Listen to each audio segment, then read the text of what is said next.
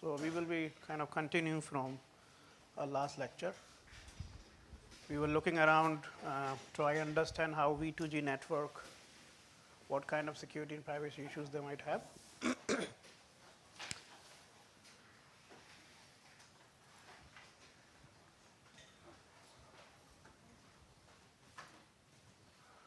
Right, so we were looking into understanding what could be security requirements in V2G network.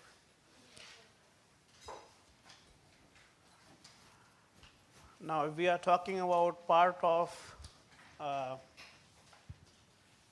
IT network of the cyber physical system, so when we say data confidentiality is important, we are talking about typical IT part of the cyber physical system, yeah. Because what we have learned is data confidentiality is one of the priority in IT system, but may not be in OT system, right? In OT system, we are more concerned about the availability rather than the confidentiality. But there might be part of the application where you see you need to send data from one end to another end, and we don't want to let's say reveal personal information over the network. Yeah, we might go for example, encryption, because there might be operators sitting at intermediate entities accessing data. Yeah, or we can utilize certain privacy preserving techniques that can help us de-anonymization and re-anonymization. Data integrity is really very important. Again, V2G network is kind of having within the IT part, yeah, data integrity. I mean, data integrity by default make more sense, but in general, if you think example of a advanced metering infrastructure scenario where you got a smart meter at your household and you are whatever power utilization based on that number of units you will be paying for depending on what are the charges per unit. What if someone changes those units? Yes, so it has had direct impact on the consumers if someone modify your number of units that you have consumed. So we wanted to know whatever data being sent by smart meter should be correctly received by billing unit or the center that generates bills and so, yeah. Access control. So we talk about access control in one of the lectures in more detail. But the whole point here, understanding access control from the point of view who can charge, who cannot, and also depending on, we are talking about very large critical infrastructure where we have, for example, charging stations. Yeah, in order to deploy charging station, we got several critical component part of it, and also understanding how attacker should not be able to access your vehicle, yeah, or the data that being generated from that. We also touched something about forward security. Yeah, so forward security simply says if your current keys, for example, if your current key is compromised, yeah, it should not be like attacker can also derive previous communications. That's why we always say whenever we need to encrypt, we should always generate a new pair of keys and then encrypt or create signatures. What is mutual authentication?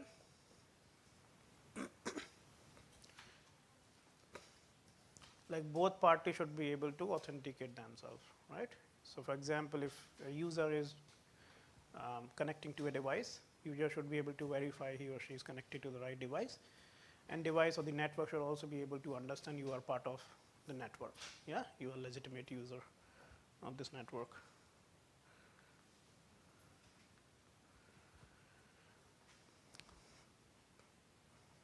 So now we are talking about a scalable system. Now data capturing, data collection, aggregation is one of the key requirements in this system.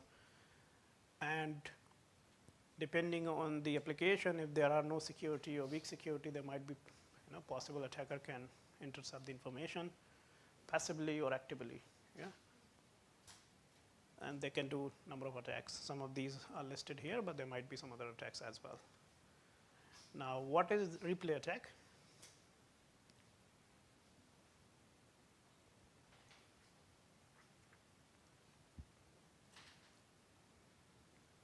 So as it names, what it does is you hold the packet, yeah, and then send it after a while, pretending that this is the fresh message. So freshness is also one of the key requirements whenever you need to transmit messages from one end to another. I would like to know this is the current message. Yeah, if I'm saying you somebody borrow me, borrow 100 pounds, you need to give me 100 pounds because you have taken some at some point. And that guy maybe already sent you. But then you hold that message, you have that message somewhere, and after a while you also sending, do you remember? You hold me this, send me this amount, right? People might not have that record of everything, but you have that intention that you're going to ask him again, so you might keep that message. So how would the other party got to know this message is not fresh message, it's old message? Yeah, so somebody is doing that's kind of a replay attack. You are holding the message and then sending it later on, yeah, or reusing it later on. So the way we go for it, either we use timestamp along with the message. So timestamp will simply say what is the time and date this message was created or sent over the network, or sometimes we use random numbers as well. So now when you are using timestamp, that means system should be synchronized in a way, right? Otherwise that timestamp might be kind of changed from its original value. Or we can use nonce. Nonce is random numbers. So you generate random numbers, send it, people can get to see numbers, and some way it can help. What is eavesdropping? Hiding in the system. So it's mostly passive attack where attacker can listen network. One of the reason because either the network is not encrypted, it's not secure, or there are, as we said, there are powerful tools, algorithms that can extract some of the information from encrypted data, right? For example, when we say differential privacy, you can introduce noise and blah. Some algorithms are there. Again, depending on how much noise you are introducing, but there are still possibility the attacker can learn some pattern, some information out of it. Sniffing, traffic analysis, mostly you can fabricate packet, create inject in the traffic, and so on. Data deceiving. Tampering is simply attack on integrity. You are try altering data, changing data. Spoofing.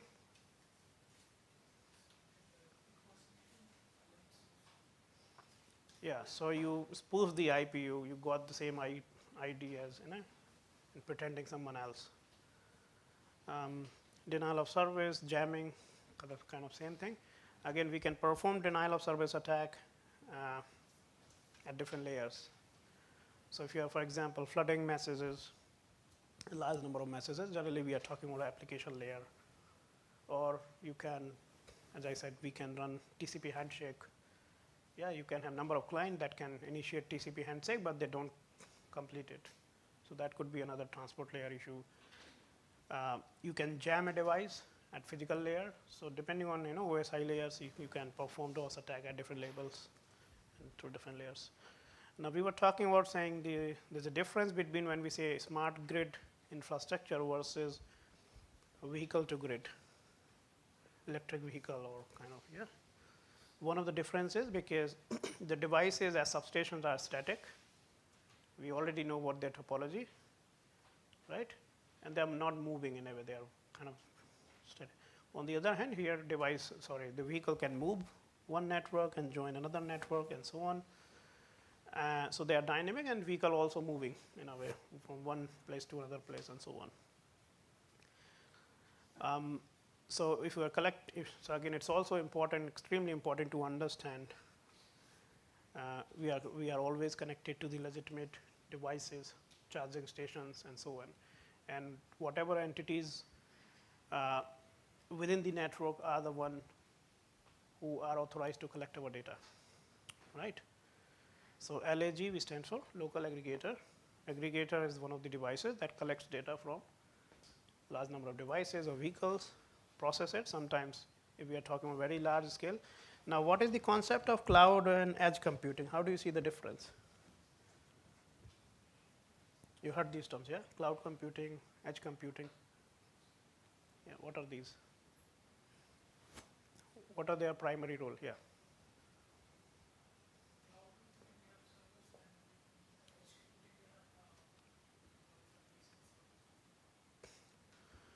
So one of the use of these kind of technology is because we are talking about large number of data. We don't want to hold on physical systems here, maybe because we don't have enough space or hosting it cost us a lot, right?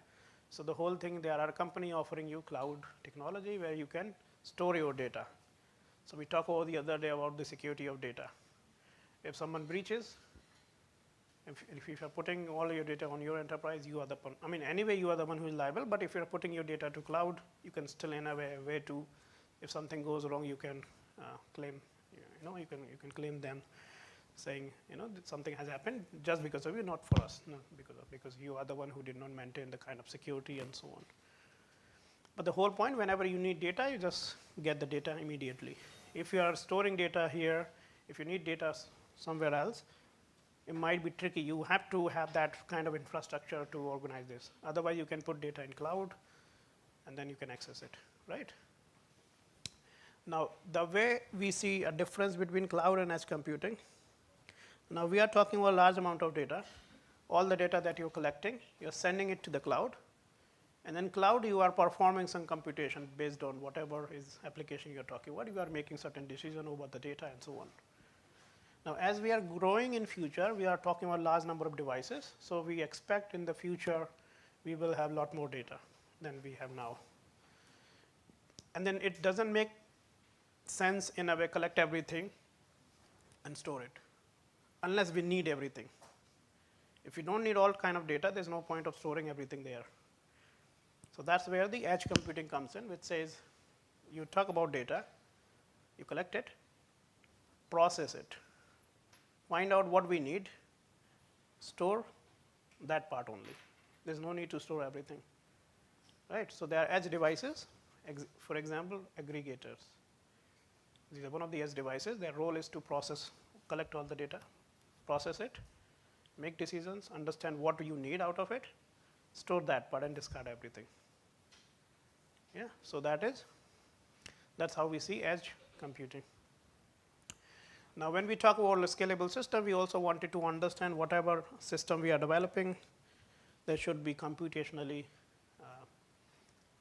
inexpensive, should be manageable. So that's where we have their computational overload and communication overload should be as less as possible, because we are talking about scalable systems. So performance might be, I mean, we want security, but that at the same time, we also wanted to ensure there's enough efficiency in the system. Right, so in terms of privacy requirement, we talk about this as well a bit in terms of understanding. So someone could, let's say there's aggregator or charging station collecting your information in terms of what is the status of your battery, right? How much battery is charged. What are your preference in terms of, so there is also kind of a theory where you can go to a parking lot or a restaurant, you plug in your electric vehicle, and you say, let's say your current battery is 20%. Now we said there will be a model, kind of a dynamic pricing model. Every few minutes you got to see what is the current time for charge and discharge. And you wanted to say, okay, I want my battery to be 80%. Yeah. And if it goes beyond 80%, I will start discharging up to 60%. So that kind of theorems are coming up where you You can put your preferences, how long you want to charge it, whether you charge, whether you want to discharge, and so on and so forth. So obviously, there are some devices that are collecting those preferences, that information, that input.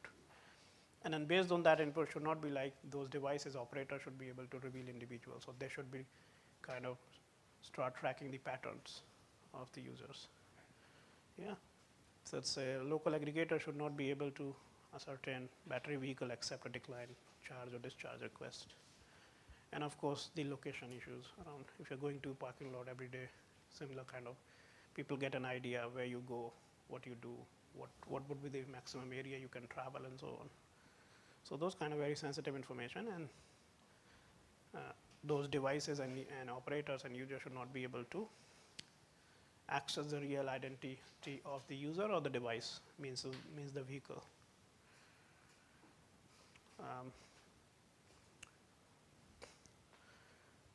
Now, there could be some context-aware scenario where so battery status could be in a way it's a charging state, discharging state, or my vehicle is fully charged, you don't need any of these, right? So the vehicle can also act as energy storage, for example, right? So in this case, you say energy demand, energy storage, energy supply. If it is charging, you need power, so that's energy demand. If you're discharging, it becomes a supplier. It's discharging to the grid. And if it is fully charged, kind of a storage, and you can utilize it as per the need. One of the simplistic example, you can charge your vehicle in the city, travel it somewhere rural area, and you can, in a way, utilize that energy to other devices and set up there. So that's how the kind of simple examples: charging, discharging, fully charged. These are the aggregators, and there could be large number of vehicles connected to this. Now, we don't see these kind of scenarios as of now, but we are assuming when maybe down the line, next 10 years or so, where we will be having large number of vehicles on the road, we need a lot more charging stations, and there we need more kind of techniques that are more efficient, yeah, in a way, that can handle things in batch, a large number of vehicles and so on. Otherwise, that there will be a traffic kind of the way you see on the road. Okay, so again, the kind of concept could be, I got a vehicle, I live in this area, so that particular area could be, or city could be my local home, right, where I can go and charge. Whenever you're charging, you're connecting to your local network, can verify whether you are the right person, and so on and so forth, in terms of data handling and so on. There might be, when you going to the another area, another city, another state, or so on, then in some way we call it a visiting access, and there has to be a process in place that can help understand how you charge and what will be their process, because there might be kind of a slightly change in terms of location to location and so on. When it comes to discharging, either you can discharge to the grid centrally, or you can discharge to the in a distributed manner at local level. Maybe I got a vehicle, I can discharge it to the microgrid rather than the smart grid or the power grid. Yeah. So that's kind of scenarios, centralized discharging versus distributed discharging in a way.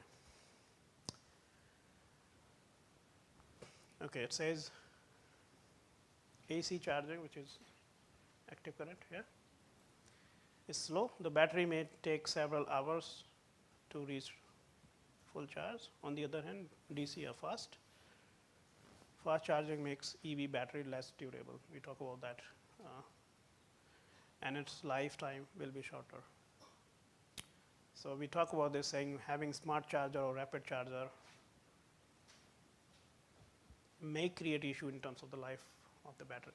So slow charging is better, but on some occasions rapid charging is fine if you need it, but not always. So we were talking about saying, can we swap the batteries rather than charging or discharging? because that might take long time for charge a vehicle, and there might be a long queue to process. So it's better to you go to a station and where you can just take off your battery and get the new one that's fully charged. So that's why I say need long battery charging times, long queue at charging stations, EV required to be idle to provide ancillary service to the grid. Discharging takes considerable amount of time. Swapping benefits both EV owner and utility. So they can kind of having a batteries already charged, and then you can swap it easily.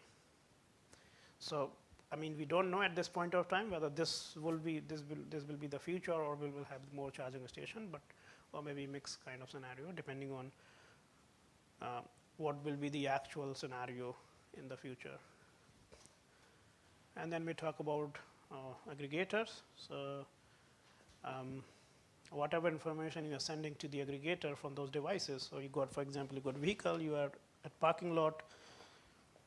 The people at residential area, they have charging station at their home. And then there are large number of similar scenarios around the city. As I said, this whole process kind of seems to be a bit dynamic, where we don't know how long people want to charge or discharge, because you can change your mind at any point. You're saying, I'm going to be here for 1 hour, I want to charge my vehicle for 1 hour. But suddenly you got a call saying, you know, we need to do something, and you just say, stop charging, because you have to go. So this model is quite dynamic in nature. It's not as easy to predict or forecast and understand.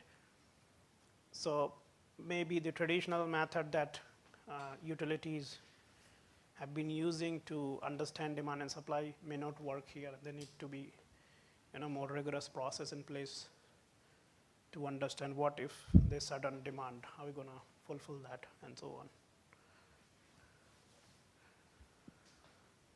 Now, cyber threats. So we talked about this a little bit yesterday about what are the different components of the vehicles. Yeah, and so we talked about one of the studies done in the US where the researchers were able to control many parts of the vehicle without connecting to the internet, or they were able to control some of those things through wireless remote as well. Now we got very smart car. You know, you can use Bluetooth to connect your mobile phone, other devices. You can also run internet. You can watch videos, whatever. Yeah, entertainment system and so on. So it seems to be some part of the system is connected to internet, not all. Some parts remotely you can control. There are some parts which are still in kind of physical and mechanical process. And now we talk about something called connected environment, connected vehicles, and so on. So vehicle might be sending some of the information to another vehicle, or there's some entity processing, collecting all the information, some of the information from the vehicles to making certain decisions, right? So there might be possible someone can look into man-in-the-middle attack. GPS spoofing attack is kind of very common, where someone can spoof your GPS, give kind of misdirect you, and so on. There could be third-party applications. Now you're installing new software just to make your car more entertaining, yeah? But we don't know what the software look like. And the whole thing is the software can, so the whole system is connected to internet, so they can update itself. Whenever there's a new version, it will upgrade it, right? So there could be large number of bugs and vulnerabilities around software security that can allow attackers to hack your car. The attacker can also target hacked control and steering, power electronic components, attack on car CAN bus. So we talk about CAN bus, but they can inject packets and so on. We talk about OBD port, where attacker can, if they have access to the data, they can inject malicious data and then control your vehicle.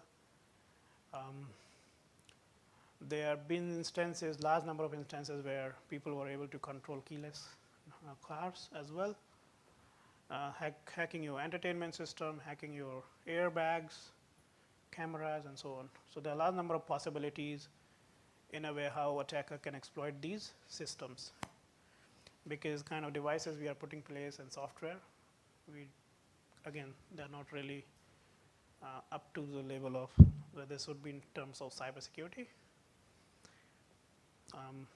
So there might be some web pages, some sites where you can go log in and download your things. For example, you got a GPS or navigations every few years. You need to download it to get the latest ones. Yeah. So to download, we used to earlier what we used to is you go to a website, download everything there, get a USB or whatever, put in this and update your car, which is more safe way rather than we have a system that can upgrade it by itself, right? So that's where we are heading to, and that will change. That will bring a lot more cybersecurity and data privacy challenges. So again, some of the aspects we are talking about: complex system interactions, hardware faults, insider threats, inadequate security reviews, disaster recovery plan, insufficient authentication protocols. So again, the same problem is like these mechanical parts or the electrical systems of the car. They are using more proprietary protocol, which were designed to do certain things, but there kind of no cybersecurity or there's no security in that, and there's no authentication in a way. Device can send data, but then they can't check whether those devices are actually legitimate or not. Right? Insecure network connections, lack of monitoring incident response, fault or default or weak passwords, and so on. So it's kind of similar argument that we have made initially. In terms of looking around cybersecurity, like if there's a data exchange over the network, make sure it's encrypted. We are talking about number of protocols. We can create secure protocol that can enable mutual authentication, for example, where you should be able to authenticate everybody part of the system. You should have access control, who can access what, and so on. And you design a protocol in a way that can defeat different type of attacks that we have talked about. For example, replay attack and others. There should be regular software updates and patching. Since we are now going towards more software version of those vehicles, we definitely need to understand what could be the possible vulnerabilities, and then you need to patch it as soon as you know it. Network segmentation, we talk about this, physical security measures, and you need sometimes the users working around this, they need cybersecurity training in order to understand the threat. Right, there are some statistics which says in 2023 there were around 1.2 billion cars on the world's road. So this is kind of 2023 data. And overwhelming 97% of these vehicles are internal combustion ICE, which are based on your petrol, diesel, and gas, contributing to around 10% of global carbon emissions. So you see so we are talking about the global carbon emission. Out of this, 10% contribution is just from ICE engines, ICE engine-based vehicles, which is really a significant part. It's not 1 or 2%. We are talking about 10% of the world carbon emission. It's really a large number. And the expectation is by 2050, we expect there will be around 2 billion passengers vehicle on the road, which is going to be roughly double. But emissions will fall dramatically from this sector, as 2/3 of the car on the road in 2050 will be battery vehicles. Yeah, so if we have large number of battery vehicles, we can reduce carbon emission, but then we need to handle the whole infrastructure, security, efficiency, and so on. Having competed internal combustion engine due to high efficiency and low cost of fuel per distance travel, together with supported policies. Again, if you have in-house electricity generation, power energy generation, the cost to kind of travel per mile will be much lower with EV compared to gasoline vehicles as we have as of now. Right, so this is the kind of a typical scenario. So we did some work around there.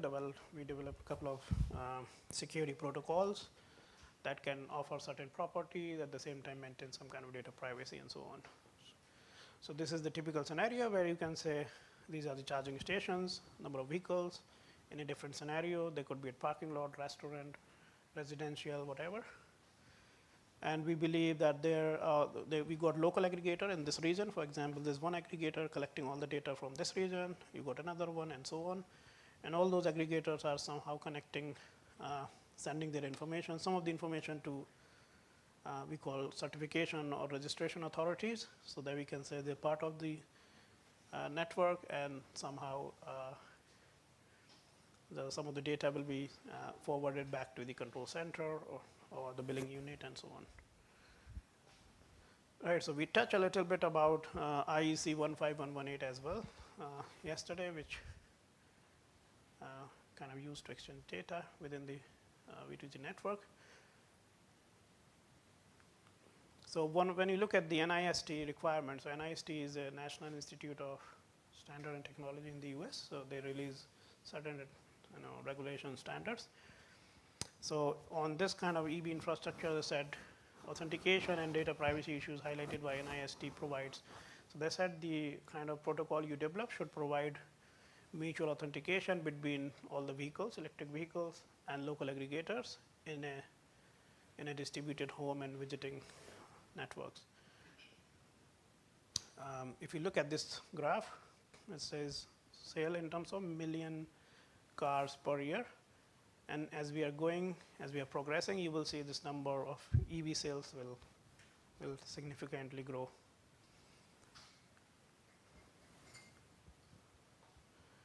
Right, so we try to understand what are the kind of key requirements that we need to focus on in order to develop a protocol that can support it. So for example, one of the key requirements was mutual authentication, so that the vehicle can get to see whether it's connected to the right aggregator, or the other way, aggregator can also get to see it's the right vehicle that the information being connected. Otherwise, what will happen if there's a rogue vehicle? It will fabricate data and inject, so I mean with the aggregator collecting the information, and then when you process it, you might end up with making incorrect decisions. Right, so both devices need to be mutually authenticate each other. Again, there might be scenarios where we need data to be confidential, so you can apply some kind of encryption, but the question is what kind of encryption algorithm will work in the scenarios. And for data integrity, we are more relying on either hash or MAC based. So we talk about this in more detail already. In terms of data privacy, vehicle location, battery status, personal information, car details in terms of making payments, they all should be properly handled, so that by whoever is collecting this information should not be able to trace individuals for this. Local aggregator should not be retrieve the location of the electric vehicle. Protection of location information also help prevent a redirection attack. What is a redirection attack?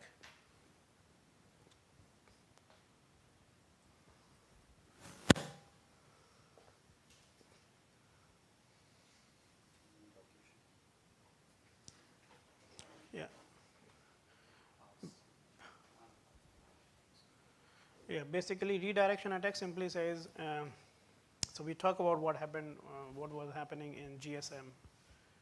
Yeah, so in a similar way, you can think of you're connecting to or redirected to connect to the rogue device. So you're trying to connect to something, but then there are a redirection attack that can redirect your communication to somewhere else. And you intentionally or unintentionally getting connected to a rogue device. Yeah. So we said, for example, in GSM, we talk about saying signal strength. So generally, we try connect to the highest signal tower. So if you see in a region, the actual signals from a legitimate tower are weak, I can create my own tower with the much better strength.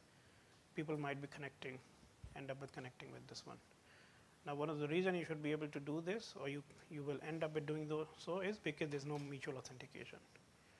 If I get to know that this particular device is legitimate, I'm happy to connect.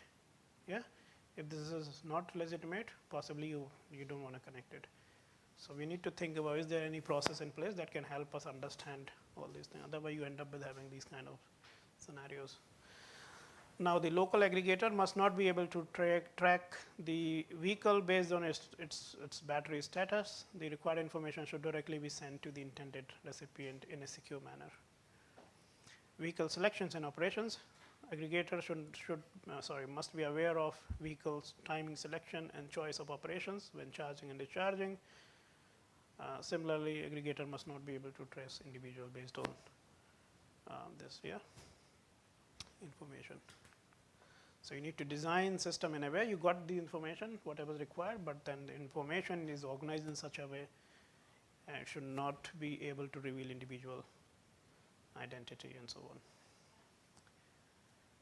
So there are we talk about this security and privacy requirements, but then apart from that,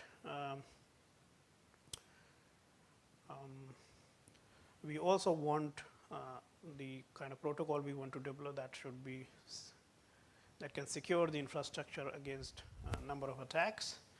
So for example, in this case, we talk about man-in-the-middle, replay impersonation, redirection, and known key attack and repudiation attack. Now we are talking about a scalable system. There are a large number of devices involved, and whatever we want to develop, we want to make sure it's more efficient and the overheads are as low as possible and so on.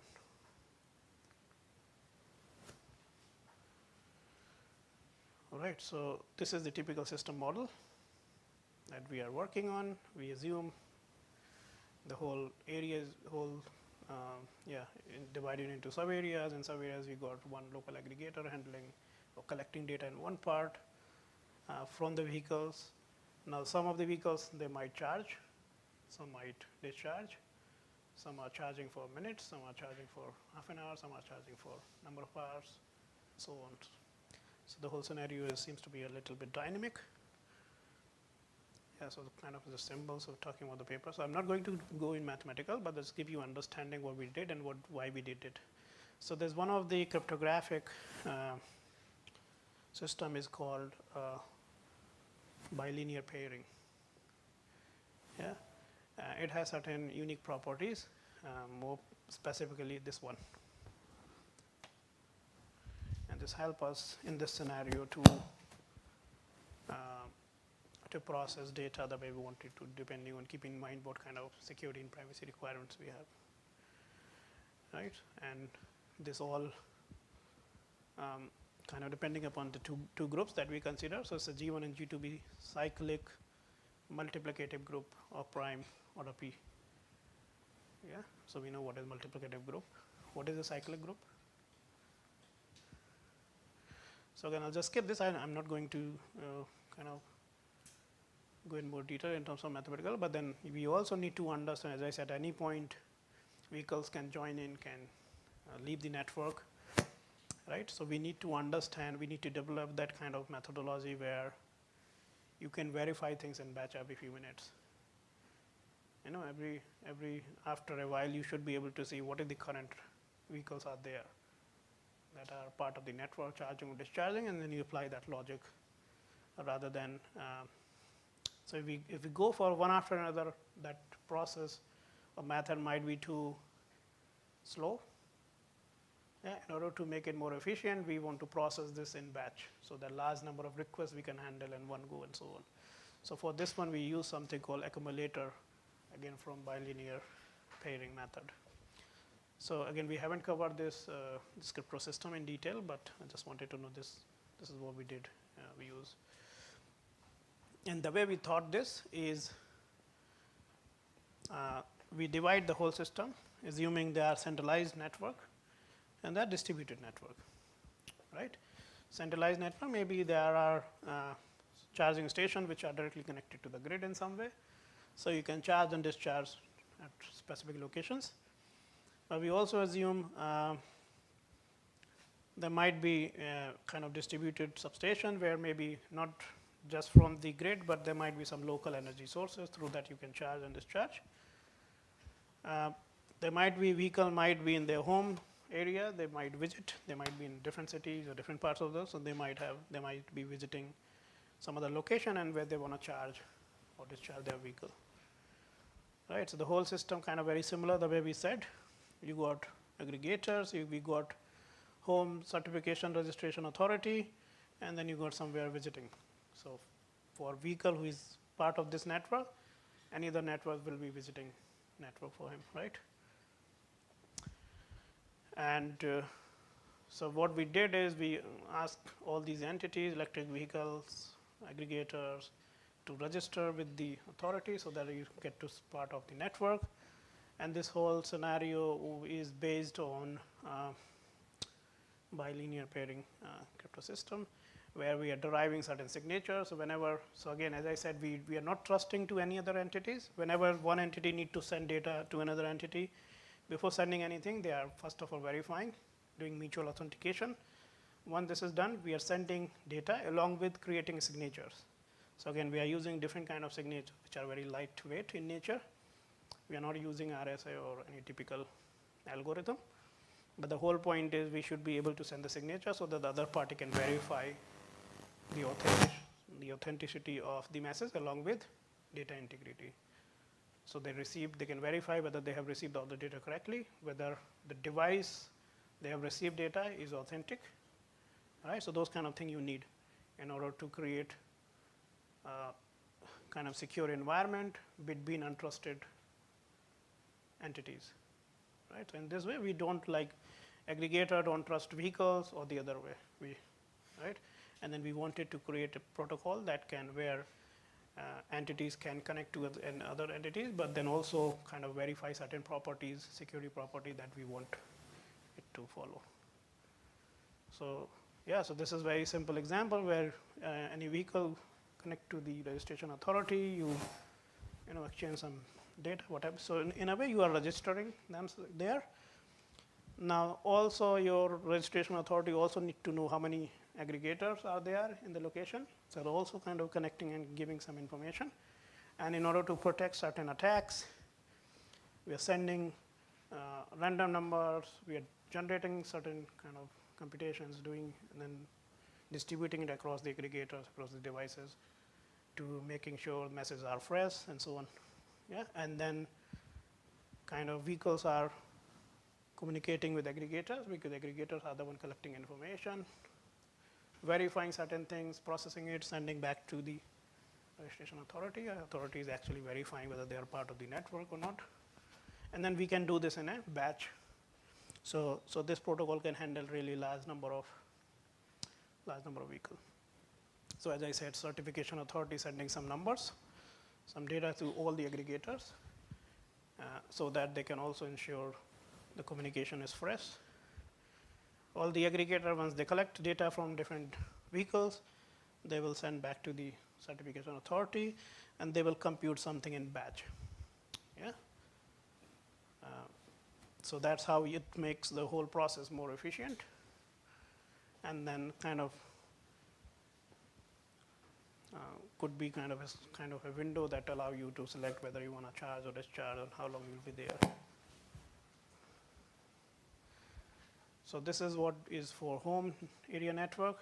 This could be what happened when vehicle moves out of their home area and visiting somewhere else. So you are try connecting to, when the visitor aggregator will collect information from the vehicle, but then this doesn't recognize you in a way.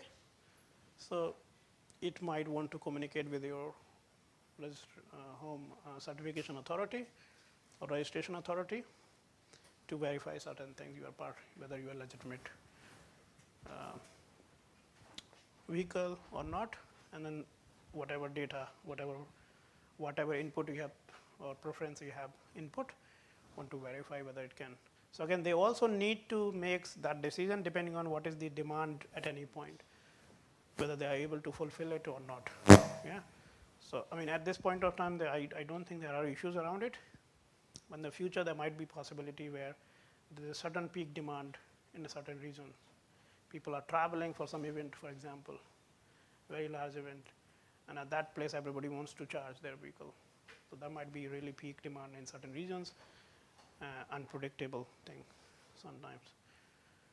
And so that's more on distributed one, and this is more centralized one where you got a central local aggregator that collect data from your vehicle and connecting to the central registration authority. So we did some kind of analysis as well, wanted to understand what we did, what kind of attack it can defeat and how. So kind of if you are more interested, there's a paper we published where it describes in a more detailed way how does it defeat those kind of attacks. But then the key property is, and the protocol that we develop is for mutual authentication, so that we are not assuming anything, because many of these systems that we developed in the past where we are assuming they're third party, there's trusted third party, yeah, where everybody is trusting. So in the case of attacking, in the case of compromising that third party, everything collapses, right? So we want to develop systems which are where there's no kind of trust element into it. Rather, we want to develop a system where entity can verify certain thing in order to understand whether this device or entity is legitimate or not. Session key establishment, every time when you need to do certain operation, make sure you're generating keys, new keys, utilizing it so that we can also, so we talk about forward security. Yeah.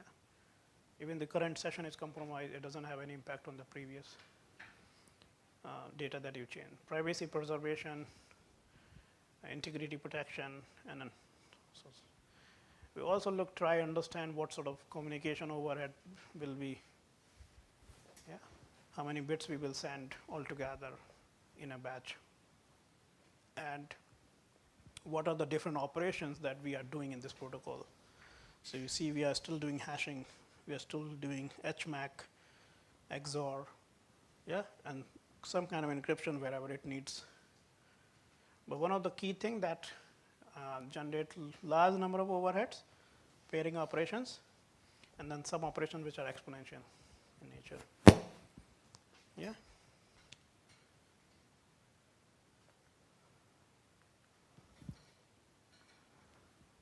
So what we did is the scheme provides mutual authentication between various electric vehicles and local aggregators and registration authority or certification authority with lower communication computation cost by sending a limited information over the network using hash functions. So we have seen property of hash function, how useful they are, and they are very, very lightweight functions, right? They run in few milliseconds and protects the privacy of each vehicle over the network. A scheme also resistance against various attacks that we listed. What we want in the future to extend this by considering scenario where electric vehicle charges its battery from a charging station located anywhere, as the privacy requirements are more critical in such a scenario. So in this process we were kind of limited, but you can think of when you try to charge your vehicle from different operators, different locations, and so on. We will also be considering privacy challenges when electric vehicles are discharging their power to the grid through a centralized local aggregator. Now, the current scenario, we are able to charge. So there are charging stations around the cities where you can plug in and charge your vehicle. We haven't seen anything where we can discharge it yet. Yeah, because we did not come to that saturation point where we see there's a huge demand of power and that we are struggling to charge. But we expect in the future, these kind of models will definitely come in where you should be able to discharge, and there will be dynamic pricing model that can help you to decide what you want to do and how can you help to help the system.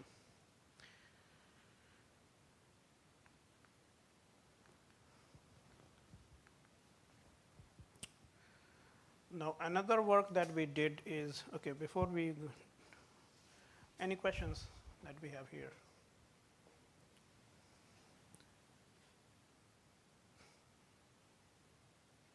Now, the question is, can I use something else?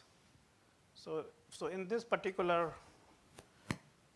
for this particular problem, we use bilinear pairing crypto system, right? Can I do the same thing with this symmetric crypto system, asymmetric crypto system, identity-based crypto system? So the number of crypto systems are there. They have their own property, how and when you should be using them. Can we do so?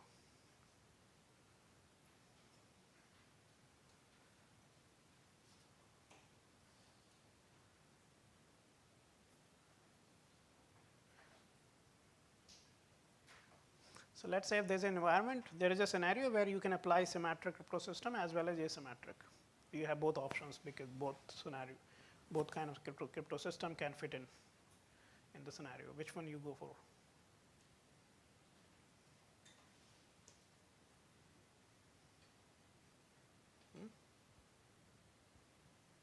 What are the parameter? What are the point that will come to your mind to decide on which one of these I should use?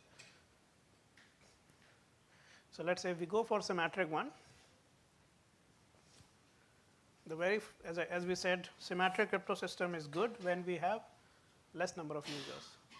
If a system having less number of devices, it's easy to maintain those symmetric keys, right? When the system has large number of users, large number of devices, the kind of key management, revocation, regenerating keys, it becomes very tedious task. It's become too complex to handle. But then we have that understanding that, for example, in terms of encryption, symmetric encryption is faster than asymmetric because they have the size of the keys are lower. For example, AES has 256 bits key compared to RSA where you have 2048 bits key size, right? Now, if we need to focus on asymmetric crypto system, what are the pros and cons that you see? So generally, asymmetric crypto system is more applicable where we don't have those constraints, right? If you don't have constraints around computation, maybe we can go for asymmetric crypto system where we are not really worried what is the key size and how much time of computation it takes because we have enough power, enough resources, enough memory to store things. But then for asymmetric crypto system, we need PKI. What is PKI? Public key infrastructure. The way it's being done as of now, we are not directly using keys. Yeah, so the example where public key crypto system used is SSL, for example, secure socket layer. So it does use PKI in a way. So in the current form, we use we call it certificates, digital certificates, rather than using the keys, right? So if there are two entities talking to each other, they will not ask for, can you send me your public key? Rather than they'll ask you, can you send me your certificate? Why?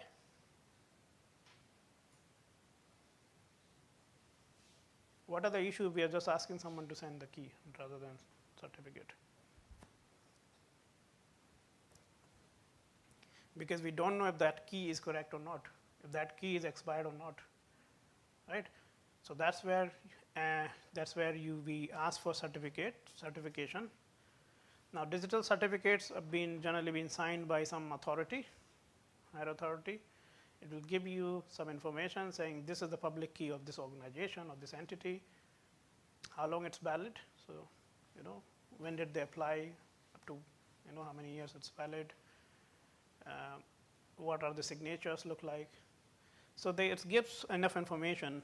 And how do we see digital certificates? Are you able to see it?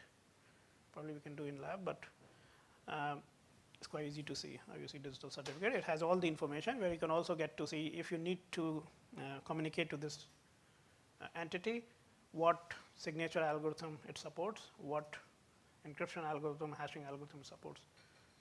Yeah, so it has a suite of algorithm that you have to pick in order to connect to this. So that's why you ask for certificate, you got to see the key, but along that key you got to see other thing as well. In order to connect to them for example, encryption, there are a set of algorithms that they support. So you pick any of those, but not anything. Yeah, and generally that certificate keeps everything which is up to date. The algorithms, the method that don't have bugs and vulnerabilities and so on. So let's have a break.